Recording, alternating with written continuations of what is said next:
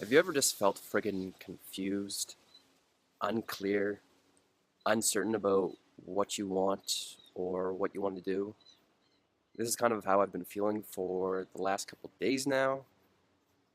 Whereas today, right now, I feel extremely clear and extremely focused on what I do want to create. Whereas with these other days, I would kind of wake up and I wouldn't know where to begin. I wouldn't know what to do. I kind of have all these different activities, and my energy would just get dispersed between all of them, and I didn't know what to focus on. And I think confusion is a completely normal thing that happens to all of us.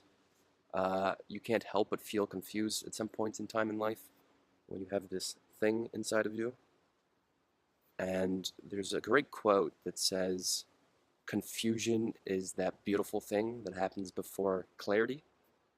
And when I look back at the history of my life, I can clearly see that all the points in time when I was the most confused, the most uncertain about what the outcome or future of my life is going to be, were always followed by like the most extreme amounts of clarity, insight, and vision of what I actually want to create. And a great exercise that I did this morning to just kind of put me in the right headspace was I sat down and I wrote out every possible thing I could want, every desire, every dream, no holding back, write it all down. And for any of you that have kind of done those mazes before, those little things, I guess there's little books like those Sudoku books sometimes, or in the newspaper.